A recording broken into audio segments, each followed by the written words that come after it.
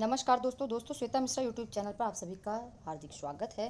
तो दोस्तों, हमारे चैनल पर विद्यार्थी जीवन से संबंधित खबरें एवं अन्य खबरें होती हैं। सभी खबरों की आप अपडेट लेने के लिए हमारे चैनल को सब्सक्राइब कर सकते हैं और बेल आइकन प्रेस करना बिल्कुल भी ना भूलें।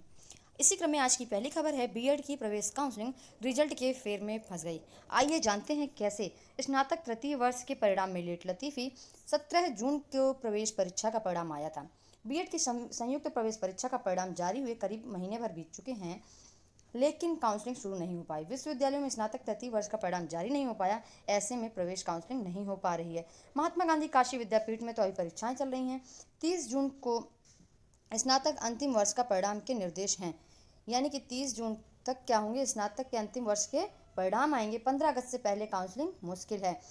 15 अगस्त से काउंसलिंग होगी। लगभग आप ये मानिए कि 30 अगस्त के आसपास प्रवेश हो पाएंगे।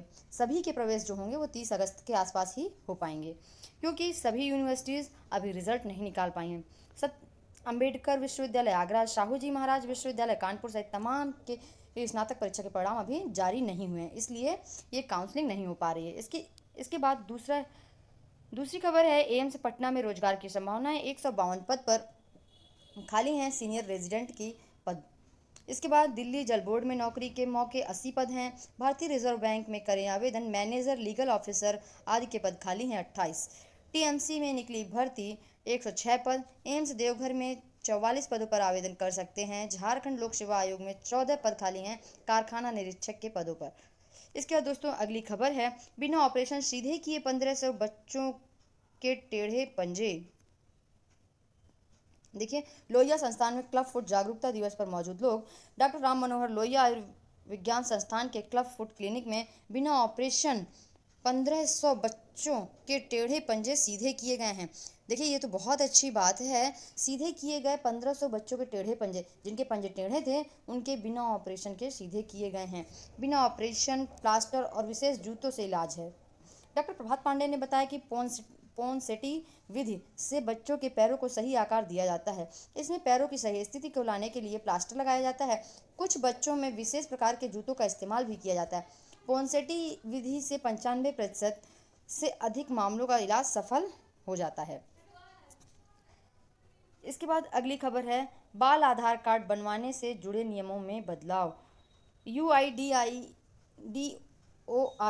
ने बाल आधार नामांकन को लेकर नए निर्देश जारी किए हैं, जो तत्काल प्रभाव से लागू हो गए हैं। बच्चों की पहचान सुनिश्चित करने के लिए अब 5 और 15 वर्ष तक की उम्र में बायोमेट्रिक अपडेट कराना अनिवार्य होगा।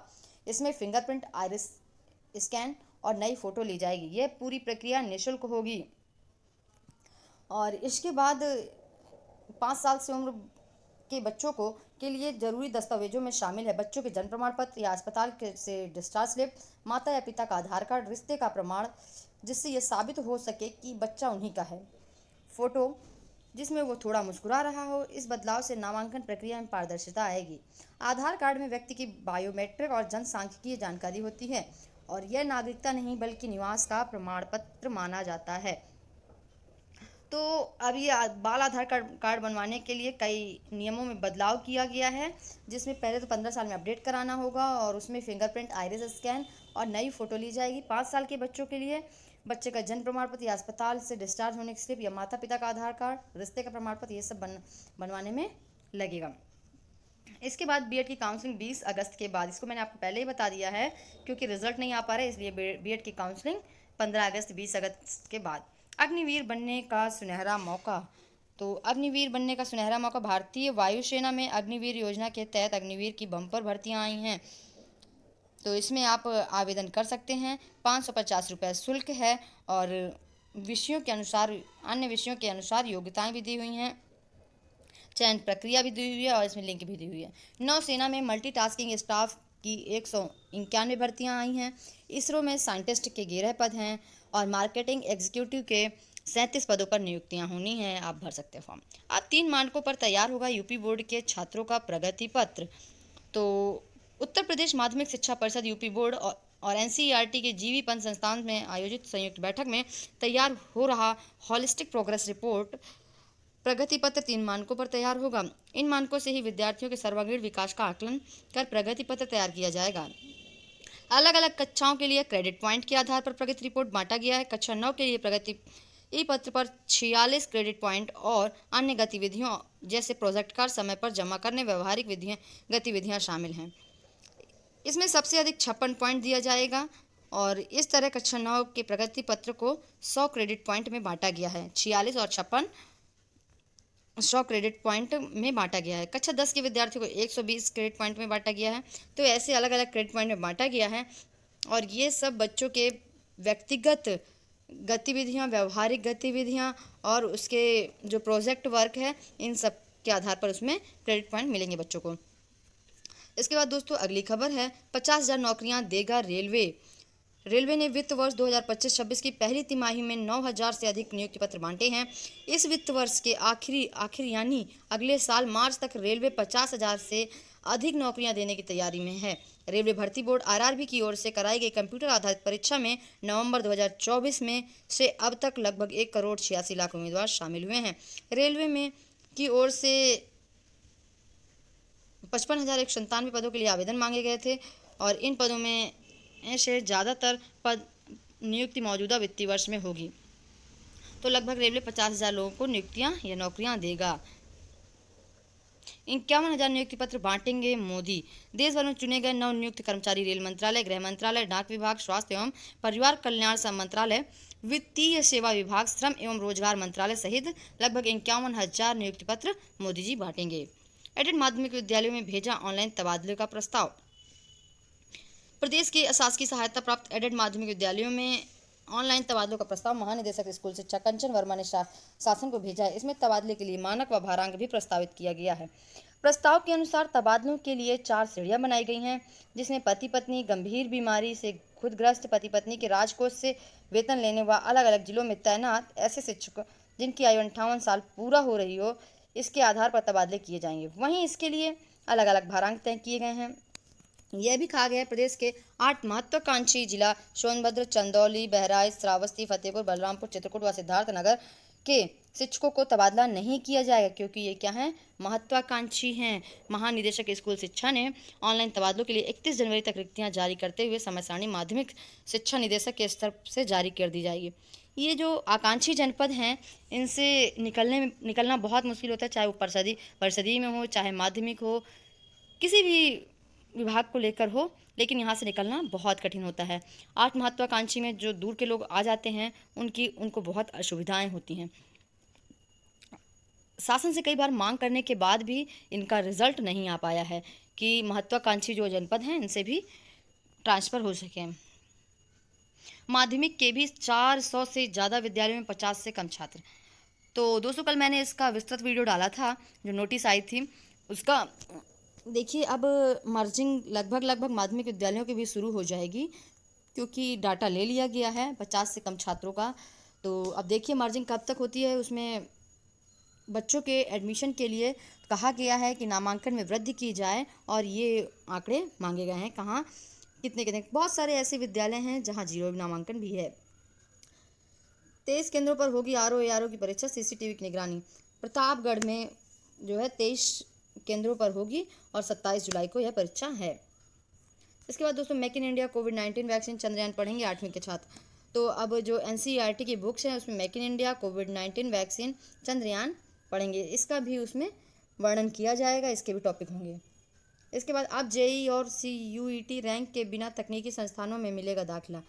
एपीजे अब्दुल कलाम तकनीकी विश्वविद्यालय और उनसे संबंधित सरकारी व निजी संस्थानों में जेईई मेन व सीयूईटी रैंक के अलावा भी प्रवेश मिलेंगे। विश्वविद्यालय ने खाली सीटों को भरने का नया रास्ता निकाला है।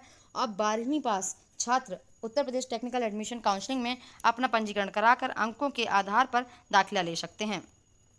हालांकि पहली प्राथमिकता जेईई और सीयूईटी को दी जाएगी। इसके बाद जो सीटें खाली होंगी उसमें अन्य छात्रों को दाखिले के लिए पंजीकरण करा पाएंगे। पंचायत चुनाव की तैयारियां तेज, मतदाताओं का सर्वे 14 अगस्त से। 1 जनवरी 2025 को 18 वर्ष पूरी करने वाले पात्र व्यक्तियों के नाम होंगे शामिल। 5 दिसंबर को प्रकाशित होगी अंतिम मतदाता सूची। फाइनल प्रिंट 15 जनवरी को। अवकाश के दिनों में भी अब कार्यालय खुले रहेंगे। बीच में छोड़ और शुरू कर सकेंगे उच्च शिक्षा। उच्च शिक्षण संस्थानों में पढ़ने वाले छात्र अब अपनी पढ़ाई के बीच में कभी भी छोड़ और शुरू कर सकेंगे। हालांकि इसके लिए उन्हें कम से कम 1 वर्ष की पढ़ाई पूरी करनी होगी। इस दौरान उन्हें स्नातक पाठ्यक्रमों में 1 वर्ष की पढ़ाई पर सर्टिफिकेट दिया जाएगा, जबकि 2 वर्ष की पढ़ाई पूरी करने पर डिप्लोमा 3 वर्ष का दिया जाएगा। 4 वर्ष की पढ़ाई पूरी करने पर ऑनर्स की डिग्री मिलेगी। इतना ही नहीं, छात्र अपनी बीच में छोड़ी गई पढ़ाई को आजीवन कभी पूरा कर सकें। ये एक बहुत अच्छा काम है। बहुत सारे लोग होते हैं जिनको किसी कारण बस वो पढ़ाई छूट जाती है, कोई तैयारी करना चाहता है, कोई डिप्लोमा करना चाहता है, कोई डिग्री करना चाहता है, कोई ऐसी कोई कोर्स करना चाहता है, तो उसमें उनकी पढ़ाई छूट जाती थी, तो अब वो पढ़ाई अपना आजीवन कंप्लीट कर सकेंगे। विश्वविद्यालय में क्रेडिट वैधता की समय सीमा अलग अलग। यूजीसी ने पढ़ाई को कभी भी छोड़ने और शुरू करने को के अमल को लेकर जारी मसौदे में साफ कहा कि छोड़ी गई पढ़ाई अपने आजीवन में कभी भी शुरू कर सकते हैं। तो यूजीसी ने कहा है कि अपनी पढ़ाई आप कभी भी शुरू कर सकते हैं और बंद करने के लिए 1 वर्ष जरूरी होगा। इसके बाद दोस्तों अगली खबर है माध्यमिक में, ये आपको पहले ही बता दी गई है खबर, ये भी आपको पहले ही बता दी गई है। तो दोस्तों ऐसी ही खबरें लेने के लिए आप हमारा चैनल सब्सक्राइब कर सकते हैं, बेल आइकन प्रेस करना बिल्कुल नहीं भूलें। एसएससी 16 माह पूरी होने पर भी नहीं हो पाई सीपीओ 2024 की भर्ती। एसआई का परिणाम रुका, 2025 की भर्ती भी फंसी। 16 जून को होनी थी भर्ती, स्थगित किया गया विज्ञापन। 4187 पदों पर मार्च 2024 में लिए गए थे ऑनलाइन आवेदन, तो जो कि फंस गए। स्टेनोग्राफर 2024 की भर्ती में 2123 अभ्यर्थी भी सफल हैं। इसके बाद अन्य राज्यों से सीखेंगे उत्कृष्ट विधाएं और बदलेंगे स्कूलों का चेहरा। तो सरकारी माध्यमिक विद्यालयों की तस्वीर बदलने के लिए राज्य सरकार ने एक अनोखी पहल की है। इसके तहत 200 शिक्षा अधिकारियों की टीम देश के अलग अलग राज्यों में जाकर वहां के सरकारी स्कूलों को अपनाई गई उत्कृष्ट विधाओं बेस्ट प्रैक्टिसेस का अध्ययन करेगी। फिर इसके बाद नवाचारों को समझना और यूपी में के स्कूलों में लागू किया जाएगा। बहुत अच्छा कदम, बहुत सी सराहनीय यूपी सरकार काम कर रही है, बहुत अच्छा, ताकि परिषदीय स्कूलों में जो गाँवों के बच्चे हैं वो आगे बढ़ सकें और देश का अपने नाम रोशन कर सकें। तो दोस्तों इसी क्रम में मैं अपने वीडियोस को समाप्त कर रही हूँ और चैनल को सब्सक्राइब करना नहीं भूलें, बेल आइकन प्रेस करना बिल्कुल नहीं भूलें। Thank you.